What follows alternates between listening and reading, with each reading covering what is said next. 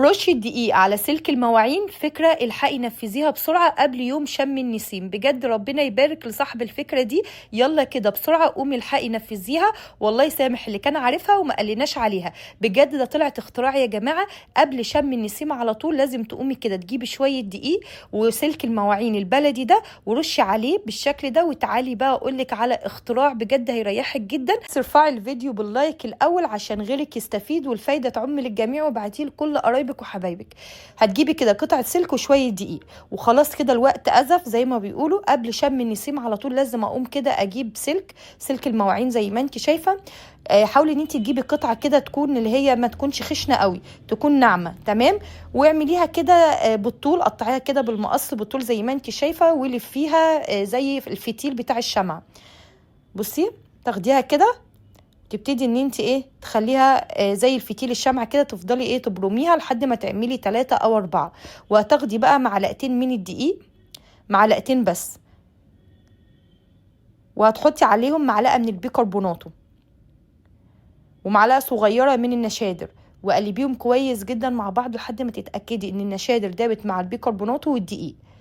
وبعد كده هتجيبي بقى المكون السحري ده، هتجيبي معلقة صغيرة من الجبس الأبيض، وهتبتدي ان انت هتخلطيهم كويس جدا مع المكونات دي بشويه من الخل، بس الخل الابيض هتحطيه بالتدريج، يعني علشان ما تبقاش عامله معاكي لا عجينه ولا تبقى عامله معاكي زي الميه.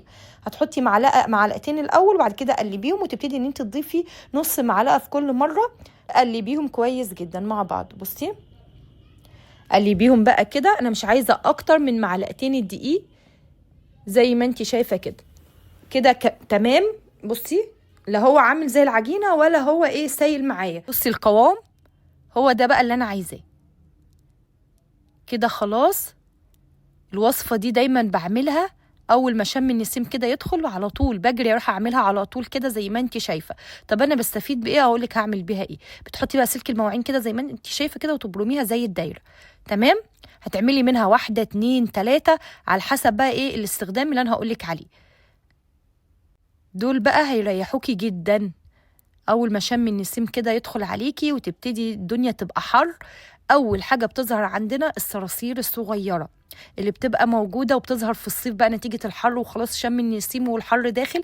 الصراصير والحشرات والفيران ده بقى يا ست الكل حل سحري يحك في ايام الحر. اول ما الفار ياكل منه او الحشرات والصراصير نتيجه ان هو فيه دقيق، عايزه اقول لك الجبس الابيض هينشف بطنهم، هتلاقيهم ميتين كده في مكانهم، وفي نفس الوقت الفار برضه هتلاقيه ميت كده ناشف من الجبس الابيض والبيكربونات والنشادر. جربيها وبجد هتدعي لي. ارميهم في القعدة، وانسي بقى ان انتي تنضفي الحمام طول شهر رمضان. بجد الكور السحرية دي هتوفر وقتك ومجهودك، وهتنضفي الحمام مرة واحدة بس، وانسي بقى ان انتي تنضفيه تاني. بفكرة واختراع اغلب الستات ما تعرفش عنها حاجة. يلا كده لايك حلو منك بسرعة، وقولوا لي انتي من انهي بلد بتشوفي معايا الفيديو، وتعالي اقولك على الكور السحرية اللي بجد هتفيدك جدا. كان عندك كام سنة بقى لما عرفتي ان احنا عشنا طول عمرنا بنفتح الجبنة دي غلط؟ هقولك على طريقة حلوة جدا تخلي الجبنة دي ما تنشفش معاكي في التلاجة، عشان كلنا بنفتحها وبنسيبها في التلاجة وبتلاقيها نشفت. تعالي بقى افتحيها معايا بالطريقة دي لو انت اول مرة هتستخدميها. هتاخدي منها اول مرة على قد استخدامك، يعني انا هستخدمها مثلا في العشاء فانا خدت منها الجزء ده، ممكن تصغريه او تزوديه اللي يريحك. وبعد كده هتاخدي بقى الجبنة اللي انت هتستخدميها على العشاء او هتاكلوها في الف هنا على قلبك. بعد كده هتاخدي بقى الجزء ده وتبتدي ان انت تمسحيه او تنضفيه، وبعد كده هتجيبي المقص وتفتحي بقى الجزء اللي هنا والناحيه التانية اللي قصادها بالظبط. بصي الناحيه اللي قصادها. طب احنا بنعمل كده ليه؟ هقولك احنا بنعمل كده ليه. بصي فتحت الجزء ده والجزء اللي قصاده على طول كده، انت عملتي غطا للجبنه دي، بدل ما تنشف منك في التلاجة وتلاقيها باظت ونشفت، لا هتبقى عامله معاكي زي الغطا، تقدري تفتحيها بمنتهى السهوله وتاخدي منها بعد كده اللي انت عايزاه. كان عندك كام سنة بقى لما عرفتي ان دي الطريقة الصح اللي احنا نحفظ بيها الليمون بمنتهى السهولة ويقعد معاكي شهور جوه التلاجة؟ بتحطي كده ليمون في علبة حوالي 5 أو 6، وتجيبي كده شوية من الرز زي ما انت شايفة وتحطيهم في العلبة دي. عايز اقولك الرز بيمتص الرطوبة بتاعة الليمون اللي جوه التلاجة، فبيعيش معاكي مدة طويلة من غير ما يدبل ومن غير ما يبوظ. تعالي بقى اقولك على سر معظم الناس برضو ما تعرفوش. قشر الموز ده كنز، اوعي ترميه. هقولك على حاجه بجد روعه. بعد ما تقشري الموزه كده زي ما انت شايفه، خدي جزء بسيط جدا من القشره ويفضل بقى لو كان موز لسه سليم ما يكونش بس مثلا دبلان، وتاخدي بقى القشره بتاعته كده زي ما انت شايفه جزء صغير. وبعد كده هتجيبي معجون الاسنان وهتاخدي منه جزء كده على القشره دي حته صغيره وهتحطيها كده. وعايزه اقولك دي بقى روعه في تنظيف الاسنان. لو انت اسنانك صفرة او عايزه تبقى اسنانك كده بيضه ونصاعه البياض، جربي الفكره دي، ادعكي بيها اسنانك بقشره الموز ومعجون الاسنان، بجد روعه، هتشيل كل الصفار اللي موجود في اسنانك وهتبقى بيضه جدا، وفي نفس الوقت هيبقى ريحه بقك حلوه قوي. والناس اللي عندها التهاب في اللثه تجرب برضو الموضوع ده، مفيد جدا. لو لسه مكمله معايا لحد دلوقتي يلا كده لايك حلو منك لو عجبتك الافكار.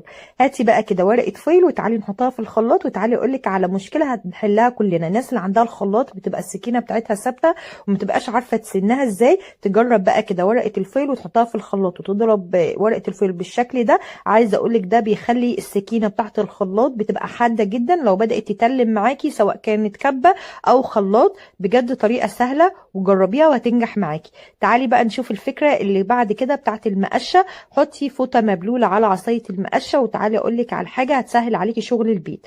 اي فوطه مبلوله كده واعصريها كويس جدا ولفيها على عصايه المقشه بالشكل ده، وروحي بقى عند اللي هي الوزره اللي موجوده عندنا في السيراميك اللي بتبقى متعبه جدا في التنظيف. بدل ما تقعدي على رجلك كده وتنضفيها، لا وانتي واقفه في مكانك بعصايه المقشه او عصايه المساحه وابتدي ان انتي تنضفيها كده، هتنضف معاكي من غير مجهود ومن غير اي تعب ومن غير ما رجلك توجعك من القعده. ارميهم في قعدة الحمام قبل رمضان، وانسي بقى ان انت تنضفي الحمام طول الشهر.